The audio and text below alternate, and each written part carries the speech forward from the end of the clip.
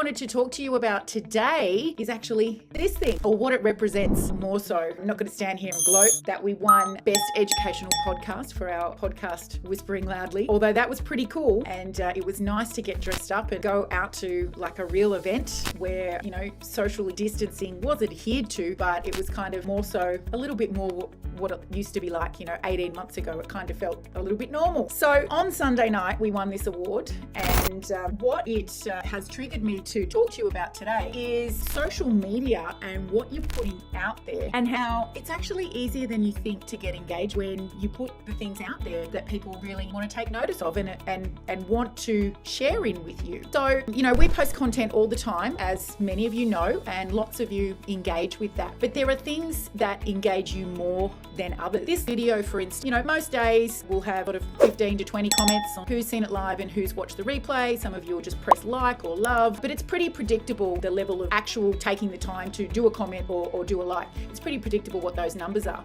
We of course have other insights into how many people have actually watched the video through the insights tab, but the content that most inspires you guys to actually comment or hit the like or love button is the real stuff about us. So we obviously, posted everywhere across social media, across all platforms, that we had won the award. And I was pretty excited because I really doubt some days as to who's listening. And those posts, our most engaged posts all year. You guys like seeing good things happen and like sharing in that with us. And the point that I want to drive home for you is that your fans on social media actually want to be able to share the same type of things with you. And I don't mean winning awards, although that's awesome if you've won some awards. I mean those everyday interactions where they can see you and they can see your team, and maybe they can even see themselves, if they've come in and you've taken a snap and popped it on social media. What your customers are looking for, and the fans that you already have on social media are looking for, is more of the real you. And I teach this in Auto Superstars Academy, which is our 8-week online program. And we,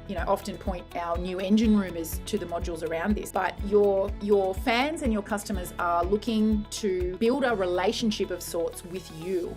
And that's often what moved them over from a dealership servicing arrangement, or stop them from going to one, because they feel like they know you on a different level. Now, are we telling them our deepest, darkest secrets? Absolutely not. Are we going out for a beer with them? No. Are we having lunch with them? No. Although, that shouldn't stop you from putting on, a once a year, maybe open workshop where you might have a beer or you might have a sausage sizzle.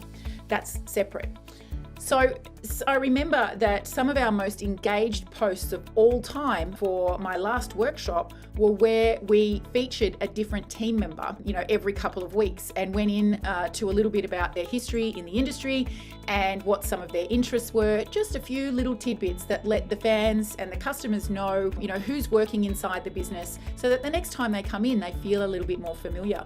People will actually stop to comment on the length of time or the great job that they know that you do, and they become like little testimonial posts that you can use in other areas of your marketing. So my question for you today is, what have you got going on that could go out on social media that would let your fans and your customers know just a little bit more, a bit of a deeper insight into you and who's working for you and what the business is all about and what it is that you're trying to achieve? So if you don't do little features on your team members, start with yourselves, the owners, and get some stuff out there. Talk about your time in the industry, your time owning the business, what your experience is, the types of jobs that really light you up to do. What's your passion inside the industry, if you still have some left. And then what are some of your interests outside of the industry? Let your fans and customers know those little insights, and you will be surprised just how much engagement you get.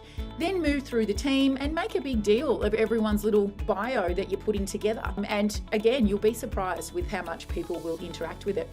After you've done that, think about, what are other little things that you can show just from the day-to-day operations of the business. Smiling faces, people laughing on video or as a still shot get highly rewarded by the Facebook algorithm, because it's not just this text-heavy thing. So think about that. Facebook wants to see your face. That's why it's not called textbook, it's called Facebook. So if you're going to take a photo of a car, make sure there's a smiling person in it. Get your team together for team shots. Just the really simple stuff like that creates a high level of engagement. So that's my little tidbit for today. Thank you to everybody who did congratulate us across all of our social media platforms for winning Best Educational Podcast at the Podcast Awards the other night. We really appreciate you, and we love that we're able to just turn up every day and share what we know in order to help you make those little improvements that make your day easier and your lifestyle better.